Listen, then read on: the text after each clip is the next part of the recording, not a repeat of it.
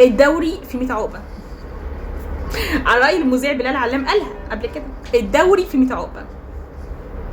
هتقول لي ما احنا فزنا ثلاثيه، هقول لك هم فازوا 1-0 والدوري في 100 عقبه. الزمالك اتعادل الماتش الجاي مع سيراميكا، الدوري زملكاوي بس كده. ايه مش لاقي كلام اقوله. هتقول لي احنا فزنا ثلاثيه، هقول لك يبلوها ويشربوا ميتها، متاخره جامد، دي لعيبه عاله زي ما الجمهور كان بيقول لهم لعيبه عاله.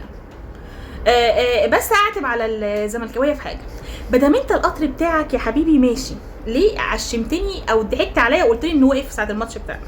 قطر الزمالك مكمل مكمل وبيدوس بالقوي، بس الفرق ان اللعيبه رجاله، والله اللعيبه رجاله. انا كنت بحب جمهور الزمالك، النهارده لعيبه الزمالك احسن من لعيبتنا مليون مره. لعيبه الزمالك النهارده خارجه على المستشفى مصابين، لافين دماغهم ايديهم، ما اعرفش في ضرب في حاجات، بس رجاله.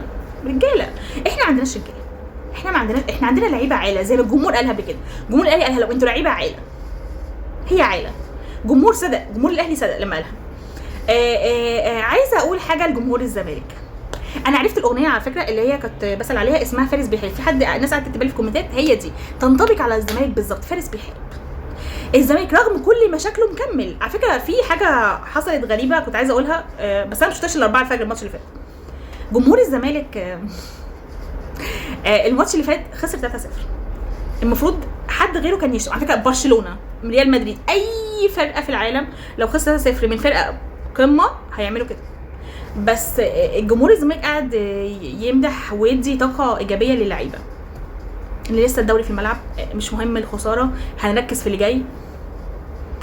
انا بحب جمهور الزمالك والله العظيم بحبه، يعني انا حبيته السنه دي. انا ما كنتش اعرفه، ما كنتش بتابع قوي الزمالك على فكره. انا حبيت جمهور الزمالك السنه دي. صبر. عارفين صبر ايوب؟ انا مش صبوره، وجمهور الاهلي عموما مش صبور. اللي هيبقى اهلاوي يبقى مش صبور، عشان بس نبقى صراحه مع بعض. جمهور الاهلي مش صبور. انا برضو على فكره دي شخصيات حقيقيه، انا برضو مش صبوره في الحقيقه، فبشجع الاهلي بصراحه. ما عنديش صبر. الزمالك صبر. اللي يقول لك اتعلم الصيد علشان تبقى يعني صبور، قول له لا، قول له شجع الزمالك تبقى صبور. الصيد والله ابدا، جربت اصطاد. اللي يجرب يشجع الزمالك يبقى صبور. يعني الزمالك النهارده يا صبر ايوب، وجماهير الزمالك يا صبر ايوب. الزمالك النهارده بيدي دروس والله العظيم، بيدي دروس، واللي عايز يعاركني. الزمالك يستحق الدوري. انا والله العظيم عينيا فعلا، بدايه الفيديو هتلاقي عينيا كانت مدمعه. انا قلت لكم هعيط لو الدوري راح، انا كنت بعيط، بس اكتشفت ان الزمالك يستحقها. ما هو لحظه تفكير مع النفس كده هتريح الدنيا.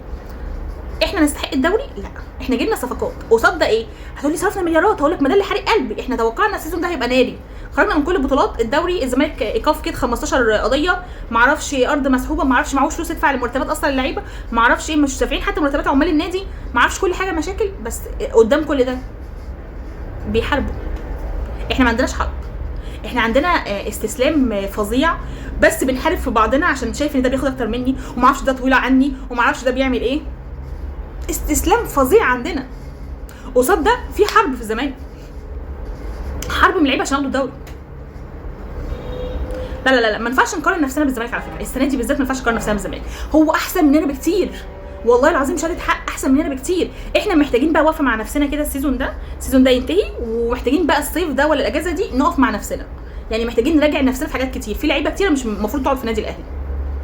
قصاد ده نادي الزمالك عمل المستحيل السنه دي. على فكره الزمالك يستحق ياخد الدوري، ويستحق كان ياخد كذا بطوله، لان بالاصرار ده انا ما شفتوش. انا من حبي في الجماهير انا بتحسى ان انا كل المحيط بيا اهلاويه، كل الناس المحيطه بيا، نفس التفكير.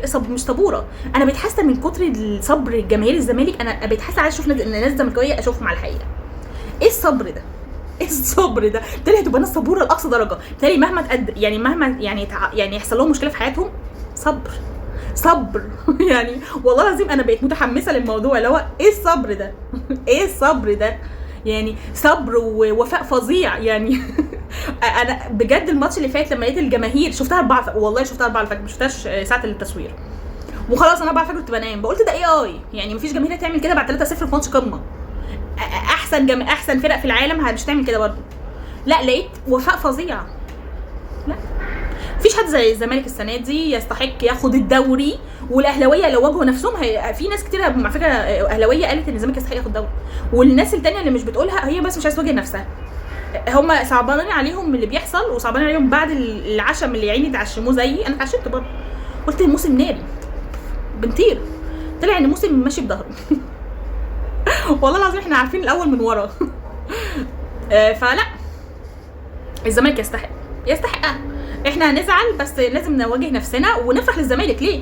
لان بصوا انا عندي بس مشكله، انا لو انا عالجت لازم افرح للخصم بدل ما عمليش حاجه، وعالج عيوبي عشان انا انافس السنه الجايه واخد البطوله. لكن طول ما انا عماله اكسر في نفسي واكسر في الخصم، لا انا بفرح عادي على فكره. لو حد يستحق على فكره، عارف لو الزمالك فاز ظلم انا هتلاقيني اول واحده هاجمه. انا كنت بهاجم اي حد، اي حكم بيدي ضربه جزاء ظلم حتى لو للاهلي. بس الزمالك جون نظيف، عارفين جون نظيف لا غبار عليه، احنا اللي مواكيس. انا النهارده خلاص والله عيطت خلاص. ادركت النهارده ان الدوري الحبل اتقطع كده، حبل الامل بتاعي اتقطع بجون الزمالك. فكنت فضلت فرحانه لغايه ما احنا بنجيب اجوان. اصل احنا جبنا في الشوط الاول، الزمالك جاب في الشوط الثاني، انا فضلت فرحانه الشوط الاول. العياط عندي بدا الشوط الثاني، بس ادركت ان في فرق كبير بين الزمالك والاهلي السنه دي، والزمالك يستحقها قلبا وقالبا. مبروك مقدمه لجماهير الزمالك، تكمل معاكم بقى بالستر عشان بيراميدز واقف لكم. احنا الحمد لله بقينا خارج المنافسه. اللي هيقول لي احنا لو الزمالك خسر وما اعرفش بيراميدز خسر واحنا هناخد دوري، هقول له بلاش نتكلم، بلاش، عشان مش عايزين بجد نقول كلام وحش. يعني كفايه لحد كده، كفايه لحد كده، لان احنا لعيبتنا عاله ولازم واقفه مع اللعيبه. احنا بننهار وجو يعني الميداديه. على فكره احنا لو خدنا الدوري كل العيوب دي هتتدارى، وانا مش عايزاها تتدارى. احنا مش هننجرد تاني سيزون تاني. انا قلبي وجعني والله العظيم. السيزون ده كل ماتش الاهلي قلبي بيوجعني. احنا محتاجين وقفه كده اما نفوق مع نفسنا ونفور اللعيبه دي. ف مبروك يا زمالك، مبروك يا جماهير الزمالك. عرفت الاغنيه فارس بيحارب، هي عليكم خلاص. وبالمناسبه احنا كنا عايزين ناخد الاغنيه. مبروك يا زمالك.